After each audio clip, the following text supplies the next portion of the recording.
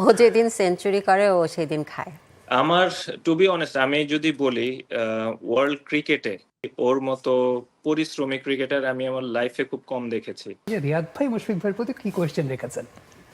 একটা কোশ্চেন করতে পারি যে ও কবে আর কি ওর খাওয়া দাওয়ার এটা একটু আহ, মানে ওর পছন্দ মতো সে খাবে আর কি, যেমন ও যেগুলো লাইক করে, আমি জানি যে ও আইসক্রিম লাইক করে, তো সে কবে আইসক্রিম খাবে সেটা আমি জানতে চাই।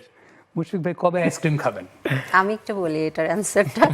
ও যেদিন সেঞ্চুরি করে ও সেদিন খায়, খুশি হয়ে খায় যে হ্যাঁ আজকে আমি খাবো আইসক্রিম একটা। ও চকবার খুব লাইক করে, সেই দিন চকবার খাবে যে আজকে আমার। মানে একটু বার্ন আউট হলে তা স্বাভাবিক, আপনি কিছু যদি করেন সেটার একটু মানে সেলিব্রেট করতে পারেন, but at the same time যেটা মিরাজের আমি একটা কথা বলতে চাই যে আমি নর্মালি যখন আমরা বাইরে ট্যুরে যাই আমরা একসাথে 6-7 জন আমরা ডিনারে যাই বা লাঞ্চে যাই, কারণ ওখানে তো একা একা খাওয়ার আসলে স্কোপ খুব কম। তো আমরা একসাথে যখন যাই দেখা যায় আমরা ডিনার করার পরে আমার খেতে খুব মন চাচ্ছে, আমি মিরাজে বললাম বা আমাদের সোহেল ভাই টিমে থাকে বা নাসিম মানে অন্য অন্য টিম স্টাফরা থাকে, ওদেরকে আইসক্রিম কিনে বলে ভাই তোর খেতে হবে, আমার সামনে বসে বসে তুই খাবি পুরাটা খাবি, বা সোহেল ভাই এটা খাতে হবে আপনাকে। তো ওরাও মাঝে মাঝে বিরক্ত হবে, ভাই আপনি খান না বাট আমাদের জোর করে খান, বলে না খা, এটা দেখে আমার শান্তি।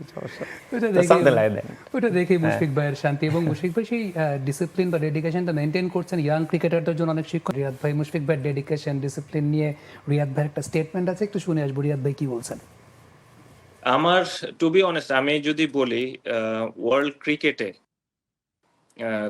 তখনও যদি আমি ধরি বা এখনো যদি ধরি, ওর মতো পরিশ্রমী ক্রিকেটার আমি আমার লাইফে খুব কম দেখেছি। He maintains himself physically off the field, on the field, তার রিকভারি, তার ফুড হ্যাবিট, তার ডায়েট, এভরিথিং, মানে এটা আনবিলিভেবলি এটা, এবং খুবই খুবই কঠিন একটা কাজ, সবাই হয়তো বা এটা করতে পারবে না। যদি আমি বলি, আমিও অনেক সময় হয়তোবা একটু খাওয়া দাওয়া করার চেষ্টা করি, বাট ওর ডায়েটের বাইরে কখনোই যায় না, এবং উইচ ইজ ভেরি রেয়ার, এবং এটার প্রতিফলন ওর মাঠেই আমরা দেখতে পাই, এবং ও প্রচন্ড পরিশ্রম, এটা আমরা সবাই জানি, এবং এটার পরিশ্রম সে যেভাবে করছে সেটার ফলটাও সে সেভাবেই পাচ্ছে, মাশাল্লাহ। রিয়াদ ভাই বলছিলেন মুশফিক ভাই রিয়াদ ভাইয়ের সঙ্গে আপনার সম্পর্কটা নিয়ে যদি একটু জিজ্ঞেস করি, সেটা হচ্ছে পারিবারিক সম্পর্ক আছে, মাঠে প্রফেশনাল সম্পর্ক আছে, এই দুইটা সম্পর্ককে একটার একটাকে কমপ্লিমেন্ট করে মনে হয় আপনার কাছে?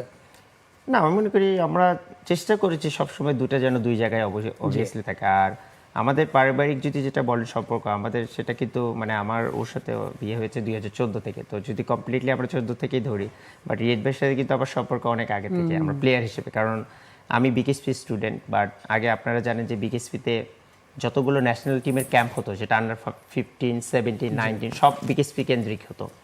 তো দেখা যেত যখন রিয়াদ ভাই আন্ডার 19 খেলতো আমি তখন আন্ডার 15-এ খেলি, তো আমরা যখন ক্যাম্প করতাম পাশাপাশি রিয়াদ ভাইয়ের ক্যাম্পে আসতো, যেরকম নাইম ইসলাম ভাই, রিয়াদ ভাই বা ইনামুল হক জুনিয়র, আরও অনেকে যারা খেলেছেন ওই সময় ওই ব্যাচে ন্যাশনাল টিমে, তো তারাও ক্যাম্পে আসতো। তো তখন থেকে রিয়াদ ভাইকে চিনতাম, তো তখন থেকে ওইভাবে রিলেশন, এবং তারপর উনি যখন ডেবু হলো দেন তখন আমার অলমোস্ট 2 বছর হয়ে গেছে, তো তখন থেকে আমাদের অন্যরকম একটা আন্ডারস্ট্যান্ডিং ছিল। তো তারপরে তো আমরা পারিবারিকভাবে একসাথে হলাম, বাট তারপরও আমি মনে করি যে আমার ম্যাক্সিমাম যতগুলো ভালো বড় ভাই আছে বলেন বা ফ্রেন্ড বলেন, ডেফিনেটলি রিয়াদ ভাই ওয়ান অফ দেম। শুধু পারিবারিক দিক দিয়ে না, আমার কোনো খেলার কোনো বিষয়ে প্রবলেম হলেও I goes up to him. এবং আমি যখন ও আরও বেশি জানে যে আমি একটু চুপচাপ থাকি, কথা কম বলি, তো রিয়াদ ভাই জানে এক্স্যাক্টলি হোয়াট টাইম আমার সেই কথা বলাটা দরকার, এবং আমাকে কেউ বলা দরকার, বা কোন সময়টা আমাকে কেউ না বললে আমি আই ওয়াজ কোয়াইট হ্যাপি। তো হি নোজ এভরিথিং।